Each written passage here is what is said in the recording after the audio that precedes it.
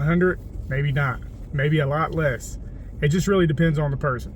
So what we're trying to achieve with this real estate is financial freedom. And what financial freedom means, I mean, obviously it means a little different to different people, but generally what it means is you have enough money and savings to live comfortably for the rest of your life without having to worry about money.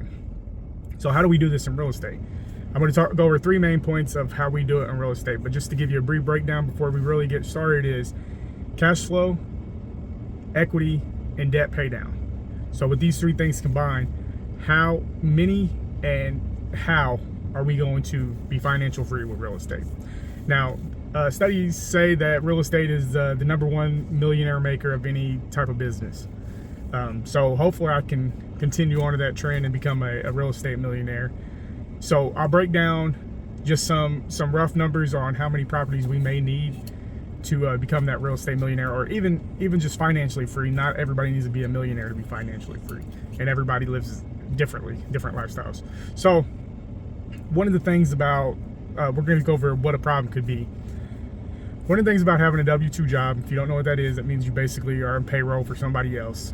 So the #1 thing is a lot of jobs have affordable insurance, and in my case, I'm diabetic, and I've had some health issues here in the past year that definitely the benefits from my job has helped out a lot.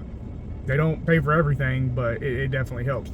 So that's one thing that you really have to do your research on when you consider being financially free, is you got to make sure that you get the right insurance to fit your lifestyle. That's what a lot of people worry about. A second reason is, well, what if you have all these properties and your tenants don't pay? I mean, that goes for a lot of things, but when we run our numbers conservatively enough to where we know that if we're vacant for a month or 2, we have that covered for evictions, covered for multiple different things. So that's all part of your numbers. So before you even consider being financially free with real estate, you need to actually know how to run the numbers. So they might not be everybody's biggest thing. I know a lot of people worry about, well, what if I got broken toilets or this and that? That all comes with it. I mean, when you have a job, what if you need to call off and you can't, and you end up getting fired? So, I mean, to me, with being financially free, it means I get to do what I want to do. It doesn't necessarily mean that I don't still have a job within the real estate. So that's just something to definitely think about. I got to put systems in place to acquire more real estate until I'm comfortable enough to have all my systems run everything. With like anything, a lot of people, as long with me, I enjoy real estate. So, I mean, doing this stuff it's going to be like not having a job. So that's where I'm at on your fear of real estate. I think a lot of people see the value in it, and they know that that the value's there, and if you enjoy it, then do it. I mean, millions of people have been doing it for years, so it's not unattainable. So first thing we'll talk about is cash flow. You'll get some investors that say cash flow is not gonna really do much for you, and I'll tell you this right now. Cash flow can be a little scary, because if you count on a certain amount every single month, the exact same amount, it can be scary, because if a tenant don't pay or you have a major repair, it can set that cash flow back. So that's why you have to put them reserves back for if that situation happens. So you have a certain percentage that you already keep to the side for repairs and stuff like that. So it shouldn't hurt your cash flow. But if you run your numbers thin, it definitely will. So let's give, I'm just gonna do a quick example on what a cash flow, if you have it depends on, okay, so to get your financial independence, first of all, you have to know how much you make per year, per month, what you need to make to be in that financial freedom. Is it 100,000, 200,000, 300,000? Who knows? That's all different people, but I'm going to base it off roughly what I can make on a good year. And if I wanted to replace all that, then this is how I would do it. And I'm going to base it off a monthly cash flow of $250 per unit per month. So someone like me, I make about $80,000 a year from my W-2 job. I am reading the notes because this is a lot of stuff, and I want to make sure you guys get all the value out of it. So roughly that breaks out to $6,600 per monthly pay. So if you take that $6,600 divided by 250, that's roughly 26 properties or 26 units. Now for me, I'm on the verge of having 6 units now, so I'm pretty far off.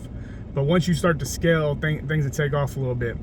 But this doesn't have to be this is not the only stream of income that you can do with this, because you can also flip houses and stuff like that. But if I was just going off cash flow for $80,000 a year, I would need about 26 units to make up for the 80,000 W-2 job. Now, seems like a lot, but you also got to remember you have equity in some of these properties that's going to raise somewhere between, you just say 2 to 8%, depending on the market each year. So you're adding value in your properties, and there's several different ways to use that equity, buying more properties, and you could always sell, do cash out refinances, different ways to use that equity. So that's another thing, and that's really, if you ask any real seasoned investor, that's really where you make your money, is in the equity, not the cash flow. So also over time, there's the debt pay down. So just say in year 1, I got a 250 cash flow, and in year 15, if I don't do any cash outs or anything like that, year 15, I might have had a $200,000 mortgage paid off $75,000. Now that's a big hit. That's a big win too, because if everything works out correctly, you've had a tenant in there at least 90% of the time paying that debt for you. So I mean, I mean, if you get it that somebody else is paying for the house, and you're providing the house, you're providing, fixing everything, you're providing a service, and with that service, you're paying down the equity. So in some years, in some years, your equity might go down a little bit depending on where you live at. In some years, they might skyrocket, like during COVID, when as soon as you listed a house, it had several offers within a day or two, and everybody panicked. So I mean, you can make a lot of money in a year, and then you can gain it all back in another year. So equity is a little bit like the stock market. You can gain some in a year and lose some in a year, except the difference between stock market and real estate is a real asset, as far as a tangible asset, something you can touch. So if you have any questions about them 3, debt pay down, cash flow, and equity, let me know in the comments. We can make a whole video on that. That's really important stuff. So them are the 3 main things that can get you to financial independence. 26 properties is what I said for me. I'm gonna find, and you gotta realize too that there's a lot of tax benefits to buying real estate as well. So I don't think that 26, and I'm just gonna be honest with you, most of my properties cash flow a little more than a little more than 400. They solid cash flow every month. So I don't want to. I'm just doing a standard number of 250. So we'll go over some of the common formulas that I use to make sure that I'm getting that side cash flow. There's the 1% rule, which is basically whatever you put into a property, you're getting 1% back. So if you all in at 100,000, you're getting at least 1% of that in rent. So that would be $1,000. That's a very standard in the business. Some people say you can't find that. I found 2 deals this week. One I just signed a contract on. Another one, hopefully I'll be under contract in a week or so. Both far exceed 1% rule. So some people say you can still get 2% rule. It just depends on your market. So I mean, I always say try to start in your backyard. So if you're from Lexington, Kentucky, try to find deals in Lexington, Kentucky.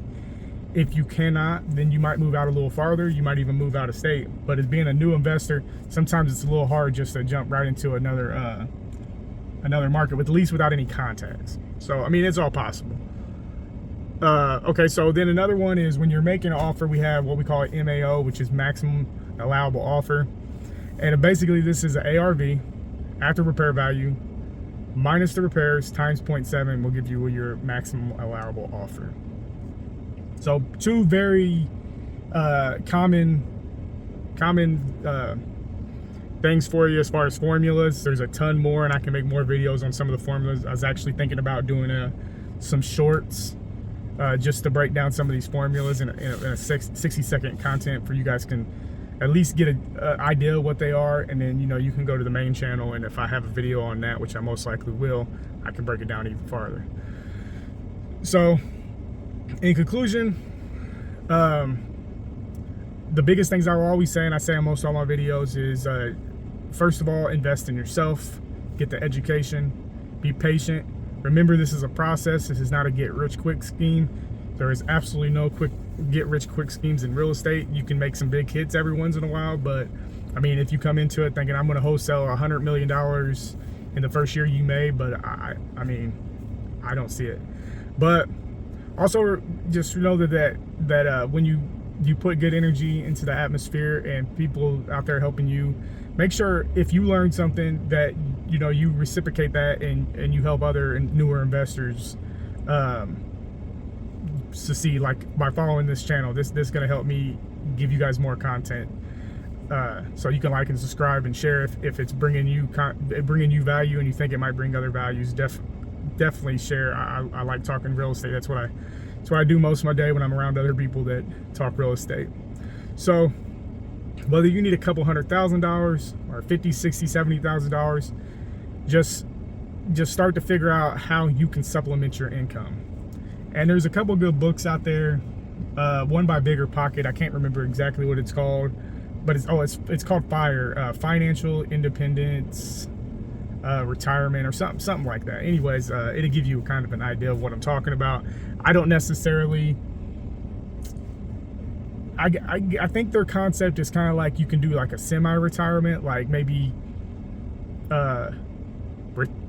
quit your job for 6 months and then go get another job. But obviously, you want to be wary of that if you have a good job. But that's kind of their concept on that. So I also would say, so I work a full-time job. Sometimes I work 60 plus hours a week, and that's kind of like, I don't want to do that. So if I can scale it down to where I could work just 40 hours a week, and then scale it down even less than that over time, that's going to make it easy. If I know that there's part-time jobs that offer benefits, maybe in a couple of years, that's where I'm at, where I still get the full benefits of insurance and stuff like that. But I don't have to work 40, 60, 80 hours a week. I've been doing that since I've been doing it for almost 20 years. So I'm on to the next journey. So hopefully this can inspire you guys out here watching this video that either just getting started or even where I'm at and just ain't put it all together. This is what I believe anybody that's started their own business or started their own real estate company or anything like that, I think that's the end goal, is to just wake up and be like, well, what do I want to do today, instead of what can I get done before I have to go to work. Now, obviously with real estate, it's work. So I mean, unless you just get into like a REIT or where you can invest in apartment buildings and just get a return, and that's great. And that's what a lot of the super rich do. They'll just say you get a 10% return if you invest in this apartment building. They might throw a couple $100,000 into it and be happy with that 10%. We can make somewhere between 20, 30, 40% if the deal is right. And this is a long-term goal. I don't really plan on selling too many properties. I do have a flip that's on the market right now, so I'm going to add flips in there, definitely, if the numbers work, if the market it's a good time for the market. But I mean, that's where we're at on financial freedom. Hopefully this video gave you everything you needed, or at least gets you started. So I just asked you guys, if you guys liked it, to like, share, and subscribe, and let me know what else you want to see, because I can only give you my experience. So that's exactly how I'm going to base it. So anything that I say is my opinion, and opinions are always subject to change as I find out more. But like I said, follow Die Does Real Estate for more.